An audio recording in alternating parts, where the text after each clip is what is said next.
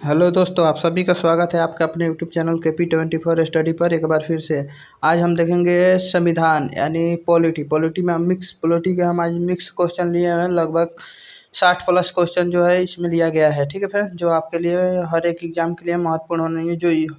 जो प्रीवियस एग्जामों में जो बार बार रिपीटेड क्वेश्चन है वो हम आपके लिए लेकर आए हुए हैं। ठीक है, और जो हमारा ये टॉप वीडियो है ऑनलाइन और क्वेश्चन के थ्रू होगा। ठीक है, क्वेश्चन आंसर के थ्रू आपको कराया जाएगा।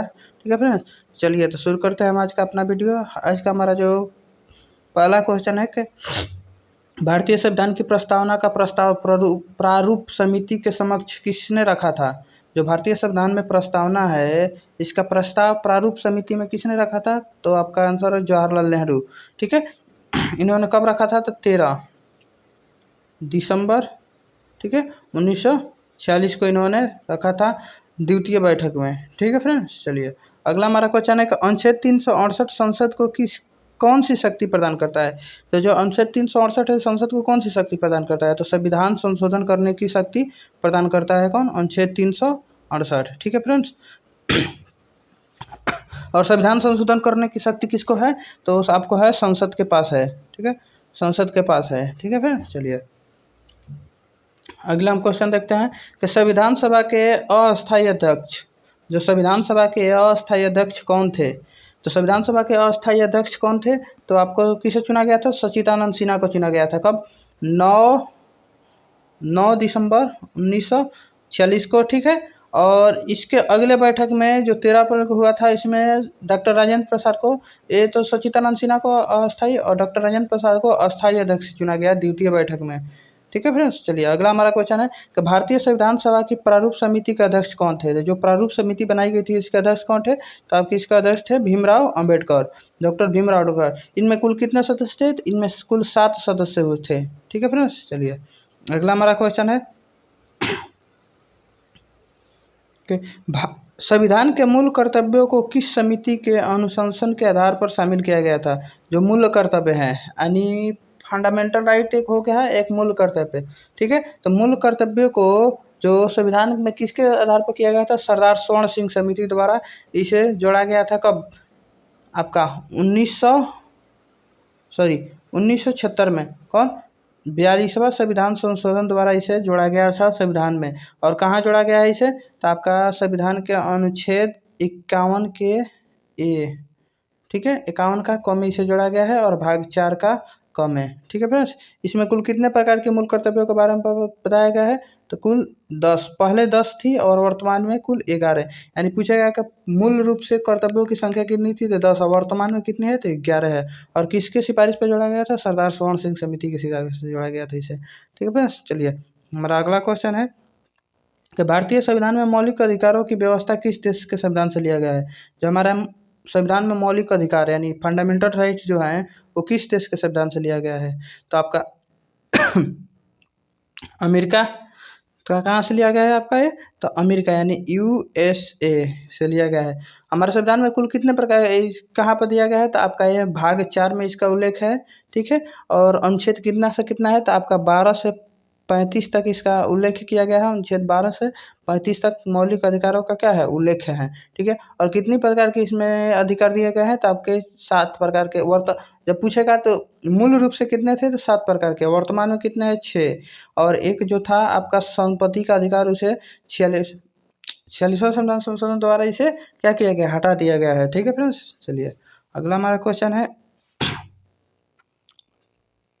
कि लोकसभा के अध्यक्ष अपना त्यागपत्र किसे सौंपता है। तो जो लोकसभा का अध्यक्ष होता है वो अपना त्यागपत्र किसे सौंपता है, तो लोकसभा के उपाध्यक्ष। देखिए लोकसभा का अध्यक्ष किसे सौंपेगा, तो लोकसभा के उपाध्यक्ष को, और लोकसभा का उपाध्यक्ष अपना त्यागपत्र लोकसभा के अध्यक्ष को देता है। ठीक है फ्रेंड्स, चलिए इसी तरह आपका हो जाता है कि राष्ट्रपति अपना त्यागपत्र किसे सौंपता है। जो राष्ट्रपति होता है इसे अपना त्यागपत्र किसे सौंपता है, तो राष्ट्रपति अपना त्यागपत्र उपराष्ट्रपति को सौंपता है। ये सौंपता है तो आपका उपराष्ट्रपति को, और उपराष्ट्रपति अपना त्यागपत्र राष्ट्रपति को देता है। ठीक है, स्वतंत्र भारत के प्रथम निर्वाचन आयुक्त कौन थे। यानी जब भारत स्वतंत्र हुआ और निर्वाचन आयोग का गठन हुआ था आपका 1950 में। ठीक है फ्रेंड। तो पहला निर्वाचन आयोग के मुख्य आयुक्त कौन बने थे? तो आपका बने थे सुकुमार सेन को बनाया गया था। ठीक है फ्रेंड्स, मोस्ट इंपॉर्टेंट क्वेश्चन है, ठीक है, आपके लिए महत्वपूर्ण होने वाली है। जितने भी ये क्वेश्चन आपके लिए लेकर आए हैं सब बार बार एग्जाम में रिपीटेड क्वेश्चन है, ठीक है फ्रेंड्स। इसलिए इन्हें आप ध्यान से देखिए और आपके एग्जामों से पहले आप इसे 1 से 2 बार कम से कम देखकर आपको एग्जाम में जाना है, ठीक है फ्रेंड्स। तो पॉलिटी से लगभग 5 से 6 क्वेश्चन आप इससे बना पाएंगे, ठीक है। चलिए अगला है कि किसी भी विधेयक को धन विधेयक होने का अंतिम निर्णय कौन देता है? कोई विधेयक धन विधेयक है या नहीं, ये निर्णय कौन देता है? तो आपका लोकसभा का अध्यक्ष इसे निर्णय करता है, ठीक है फ्रेंड्स। चलिए अगला है कि भारतीय संविधान में अस्पृश्यता उन्मूलन संबंधित अनुच्छेद कौन सा है? तो अस्पृश्यता उन्मूलन के संबंधित कौन? अनुच्छेद 17, यानी जो छुआछूत जो हमारे संविधान तो जन्म लिंग आधार पर आप किसी को भी यानी नीचा ऊंचा जांच से आपको किसी को भी आप दंडित नहीं कर सकते हैं। छुआछूत की बीमारी को दूर करने के लिए कौन सा अनुच्छेद बनाया गया? तो अनुच्छेद 17 में आपका ये क्या है? मूल अधिकार है, ठीक है फ्रेंड्स। चलिए अगला हम देखते हैं। अगला हमारा क्वेश्चन है कि लोक कल्याणकारी राज्य की अवधारणा निहित है। जो लोक कल्याणकारी राज्य की अवधारणा है कहाँ पे निहित है? तो राज्य के नीति निर्देशक तत्व में इसका वर्णन किया गया है।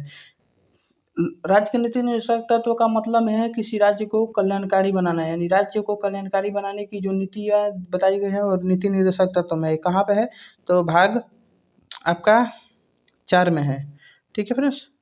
कहाँ पे है? भाग 4 में है और अनुच्छेद इसका हो जाएगा आपका 36 से 51 तक है, ठीक है फ्रेंड्स। चलिए अगला हम आपको थोड़ा ऊपर बोल दिए थे कि मौलिक अधिकार जो है आपका वो भाग 4 में नहीं, मौलिक अधिकार जो है आपका मूल अधिकार फंडामेंटल राइट्स भाग 3 में है, ठीक है फ्रेंड्स। चलिए आगे देखते हैं कि अगला हमारा है कि जब राष्ट्रपति एवं उपराष्ट्रपति का पद खाली हो तो भारत के राष्ट्रपति का पद कौन संभालता है? जब भारत के राष्ट्रपति और उपराष्ट्रपति दोनों ना पद पर नहीं हो तो भारत का जो कार्यभार जो राष्ट्रपति के संभालेगा वो कौन संभालेगा? भारत का मुख्य न्यायाधीश, जो सुप्रीम कोर्ट का मुख्य न्यायाधीश होगा वो संभालेगा।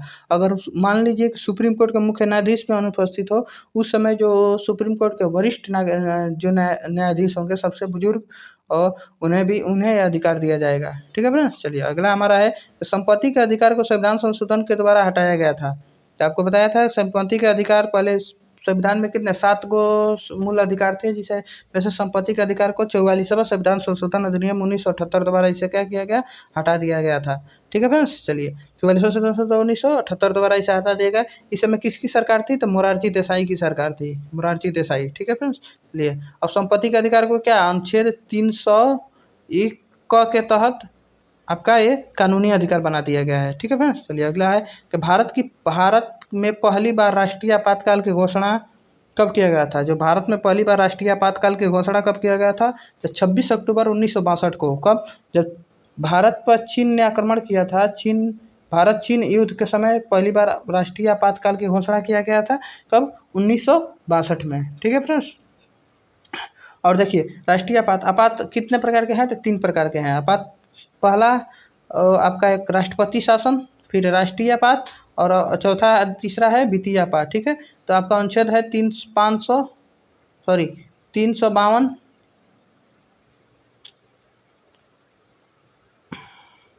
कौन सा से?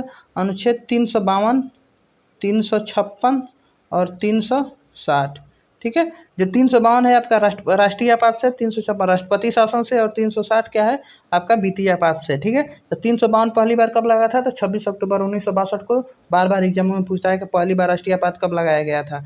भारत चीन युद्ध के समय 26 अक्टूबर 1962 को, ठीक है फ्रेंड्स। चलिए अगला हमारा क्वेश्चन है कि भारतीय संविधान के किस संविधान संशोधन द्वारा प्रस्तावना के शब्द में समाजवादी धर्मनिरपेक्ष अखंडता शब्द जोड़ा गया था? तो आपका कब जोड़ा गया?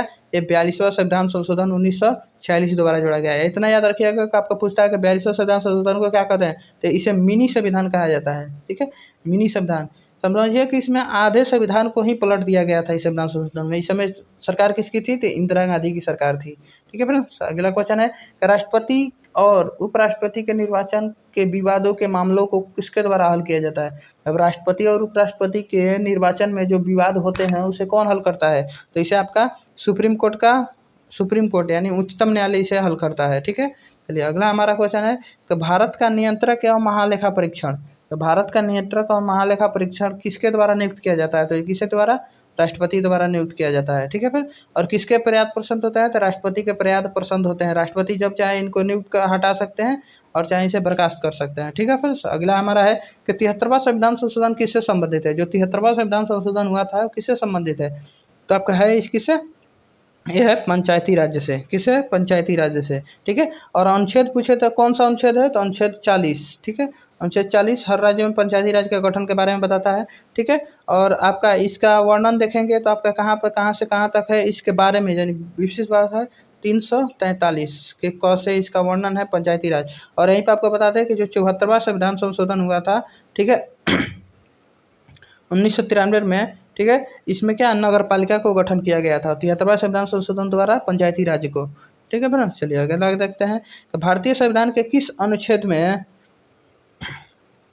भारतीय संविधान के किस भारतीय नागरिकों को मूल कर्तव्य शामिल है तो आपको बताया था कि अनुच्छेद 51 का क में इसे शामिल किया गया है। ठीक है फ्रेंड्स, चलिए अगला हमारा है संविधान सभा की प्रथम बैठक कब हुई थी तो आपको बताया था कि 9 दिसंबर 1946 को संविधान सभा की पहली बैठक बुलाई गई थी, जिसका अस्थायी अध्यक्ष उस समय सबसे वरिष्ठ जो नेता थे उन्हें कौन थे, सच्चिदानंद सिन्हा को इसका अध्यक्ष बनाया गया था, अस्थायी अध्यक्ष बनाया गया था। ठीक है फ्रेंड्स, चलिए अगला है संघ लोक सेवा आयोग के अध्यक्ष एवं सदस्यों की नियुक्ति किसके द्वारा किया जाता है तो जो संघ लोक सेवा आयोग यानी यूपीएससी के जो सदस्य होते हैं उनकी नियुक्ति कौन करता है तो राष्ट्रपति द्वारा किया जाता है।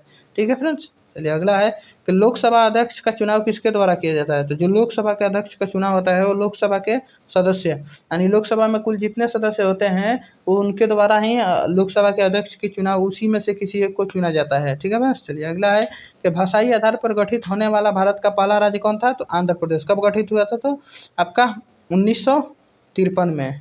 ठीक है, कब बना था 1953 में बनाया गया था। ठीक है फ्रेंड्स, चलिए अगला हमारा क्वेश्चन है कि संविधान का अनुच्छेद 40 राज्यों को किसका निर्देश देता है तो ग्राम पंचायत के गठन का। अभी आपको बताया था कि अनुच्छेद जो 40 है वो राज्य में क्या करता है, पंचायत राज्य का गठन करने का निर्देश देता है। पंचायती राज के गठन का मतलब क्या होता है, सत्ता का विकेंद्रीकरण, यानी सत्ता को यानी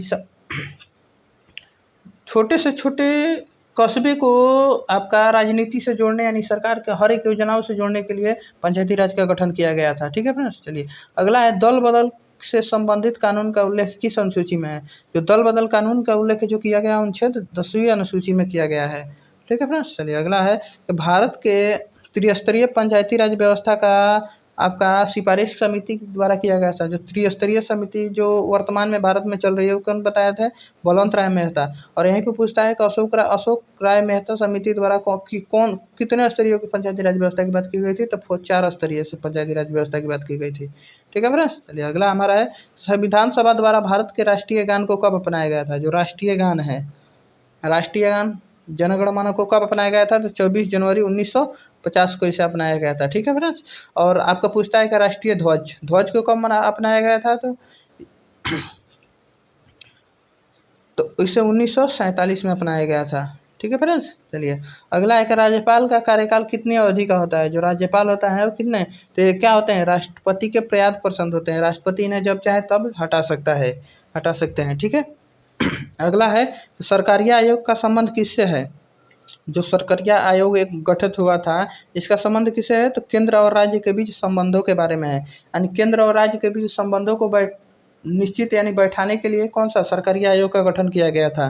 ठीक है, अगला है कि भारत में ईवीएम का पहली बार प्रयोग ईवीएम जो ईवीएम का पहली बार इस्तेमाल कहाँ किया गया था तो 1882 में केरल के 70 पारू विधान क्षेत्र में। कहाँ किया गया था 1882 में केरल के 70 पारूर विधान क्षेत्र में इसका प्रयोग किया गया था ईवीएम मशीन का पहली बार। ठीक है फ्रेंड्स, अगला क्वेश्चन है कि 1953 में गठित राज्य पुनर्गठन आयोग के अध्यक्ष कौन थे तो न्यायमूर्ति फजल अली थे। ठीक है, फजल अली।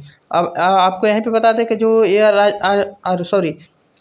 राज्य पुनर्गठन आयोग का अध्यक्ष जो न्यायमूर्ति फजल अली बनाए गए थे राज्य पुनर्गठन आयोग के, तो राज्य पुनर्गठन आयोग का गठन तो 1953 में हुआ था। इसने अपना रिपोर्ट कब सौंपा था तो 1955 में अपना रिपोर्ट सौंपा था और 1956 में इसके तहत आपको राज्यों का गठन किया गया था। ठीक है फ्रेंड्स, अगला है कि नीति आयोग पद अध्यक्ष होते हैं। तो नीति आयोग के जो अध्यक्ष होते हैं कौन होते हैं, भारत के प्रधानमंत्री।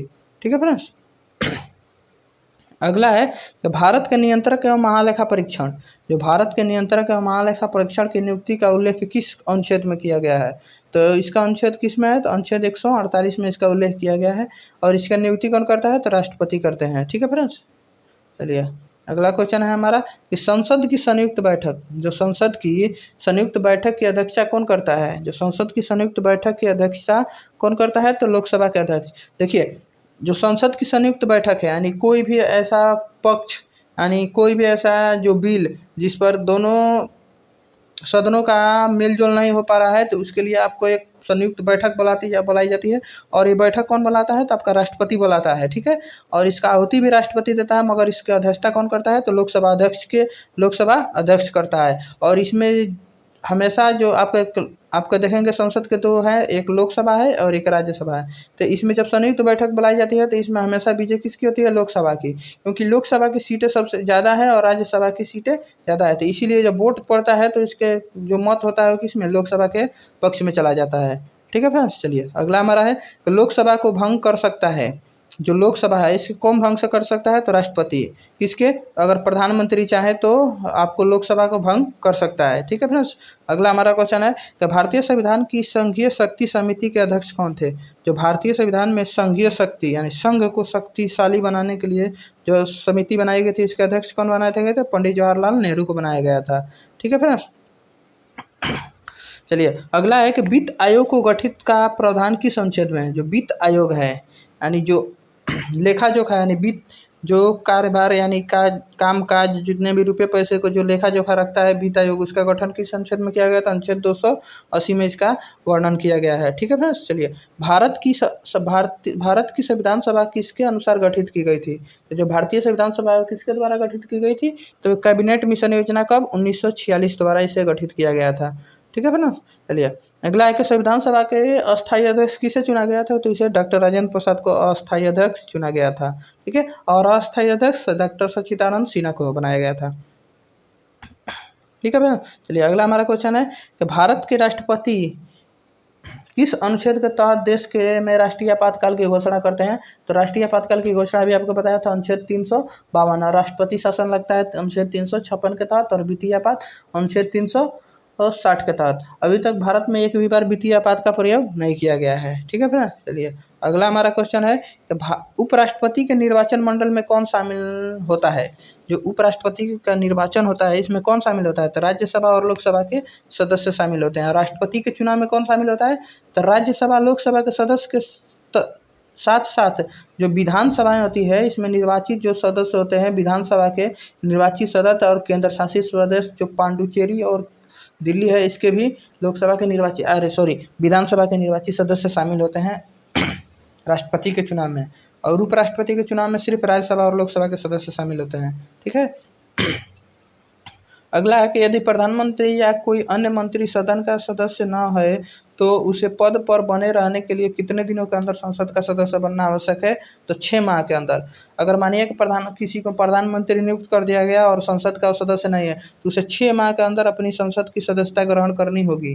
ठीक है, उसे साबित करना होगा कि वो संसद के सदस्य बनने योग्य है। ठीक है फ्रेंड्स, चलिए अगला हमारा है कि राज्यसभा कब भंग की जा सकती है? तो राज्यसभा जो है कभी भंग नहीं की जा सकती है।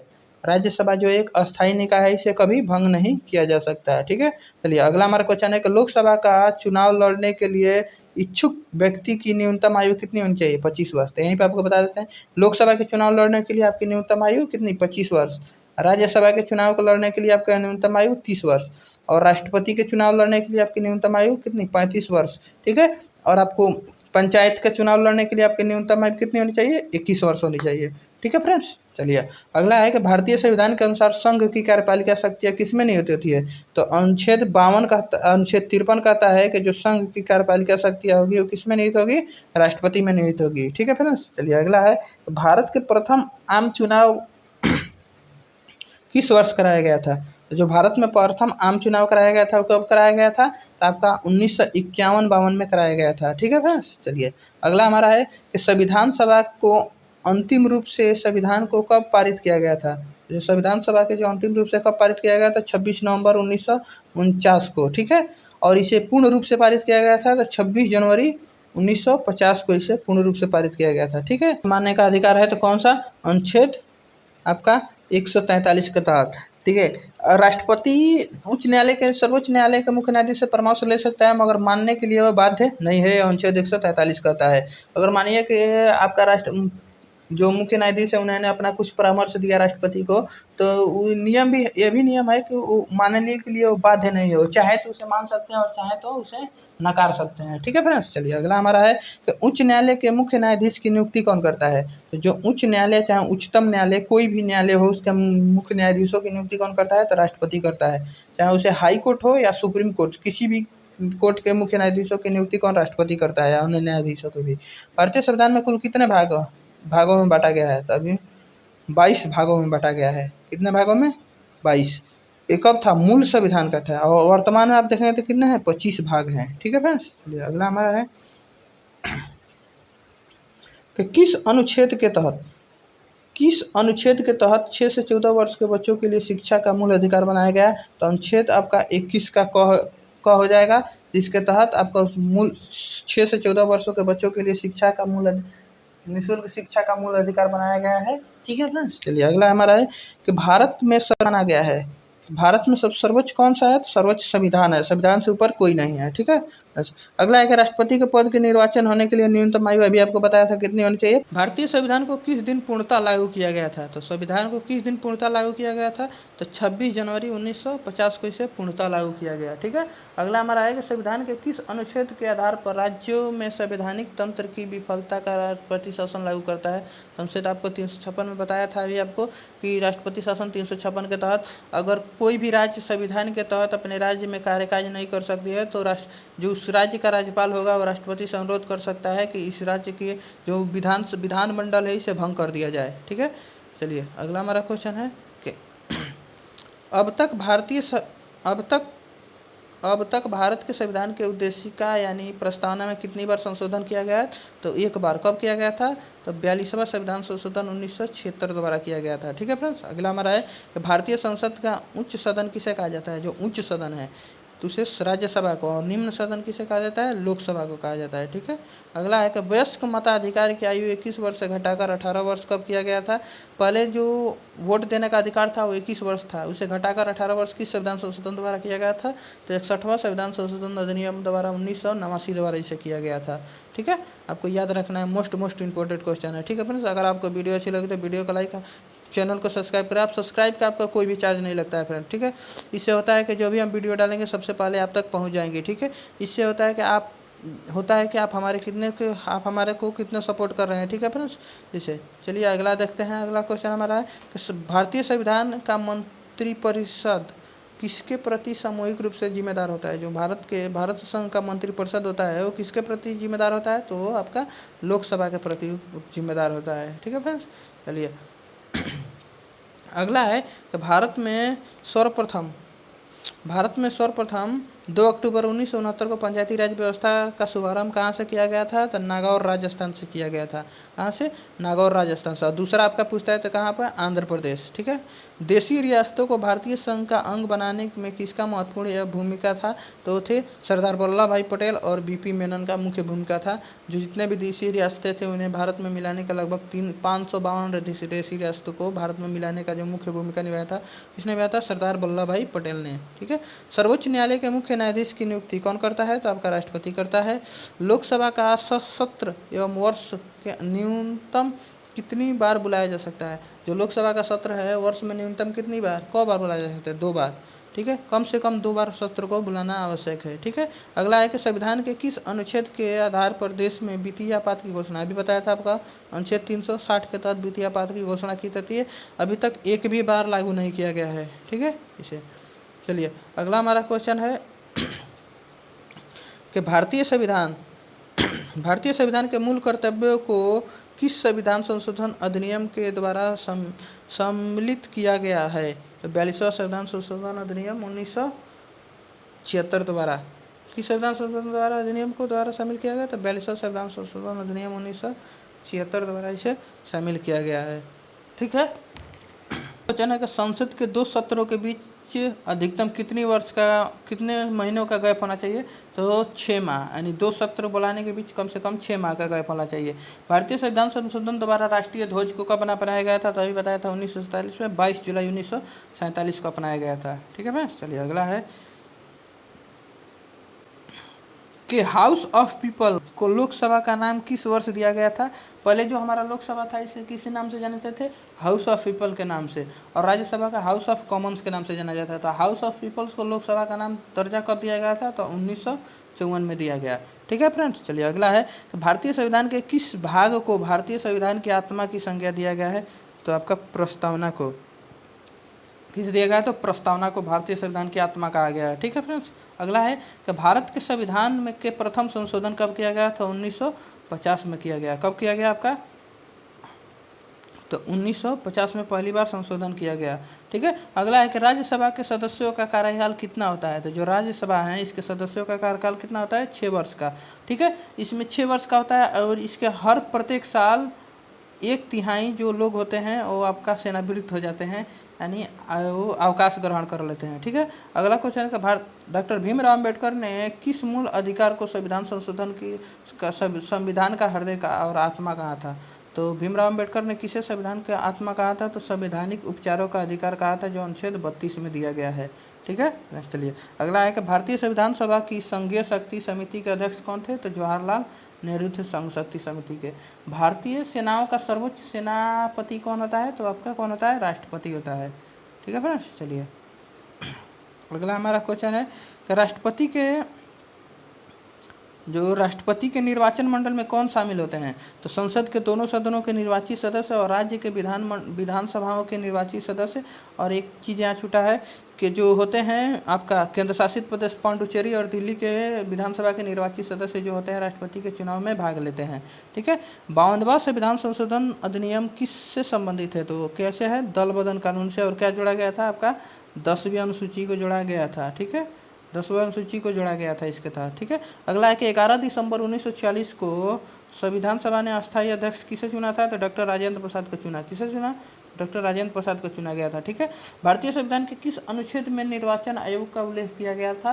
तो निर्वाचन आयोग का उल्लेख कहाँ किया गया? अनुच्छेद 324 में किया गया है। ठीक है फ्रेंड्स, चलिए आगे देखते हैं। हमारा अगला क्वेश्चन है कि संविधान के मूल कर्तव्यों की कुल संख्या कितनी है? जो संविधान में मूल कर्तव्य हैं उनकी संख्या कितनी है? तो कितनी है? अभी वर्तमान में 11 है, और जब बना था तब कितने था? 10 थे। ठीक है, भारतीय संविधान के निर्माण में कुल कितना समय लगते थे? जो संविधान के निर्माण में कुल कितना समय लगे थे? तो 2 वर्ष 11 माह और 18 दिन का समय लगा था। ठीक है, एक क्वेश्चन डायरेक्ट एग्जाम में पूछ लिया जाता है। ठीक है फ्रेंड्स, इन्हें आप ध्यान पर रखेंगे। ठीक है, अगर आप वीडियो के 1 से 2 बार ध्यान से देखेंगे तो आपको सारे क्वेश्चन याद हो जाएंगे। ये जितने भी क्वेश्चन है एग्जाम में बार बार रिपीटेड किए गए हैं, बार बार पूछे गए हैं। आगामी ये 2 से 3 साल एग्जामों में बार बार ये पूछे गए क्वेश्चन है, जिनके लिए हम आपको लेकर आए हैं। क्वेश्चन ज़्यादा था इसीलिए हम आपको ऑब्जेक्टिव फॉर्म में नहीं लाए, इसीलिए आपको इसे हम ऑनलाइनर फॉर्म में प्रोवाइड करा रहे हैं। ठीक है फ्रेंड्स, चलिए आगे देखते हैं कि भारत के राष्ट्रपति को उसके पद से किसके द्वारा हटाया जा सकता है? राष्ट्रपति को उसके पद से हटाया जा सकता है आपका किसे? महाभियोग यानी इम्पीचमेंट द्वारा हटाया सकता है। किस में बताया गया? तो अनुच्छेद 61 में बताया गया है कि राष्ट्रपति को महाभियोग की प्रक्रिया। ठीक है फ्रेंड्स, चलिए आगे देखते हैं कि राष्ट्रपति राज्यसभा के कितने सदस्यों को मनोनीत करता है? तो राष्ट्रपति जो होता है राज्यसभा में कला क्षेत्र, खेल कूद के संबंधित क्षेत्रों में 12 सदस्यों को मनोनीत करता है।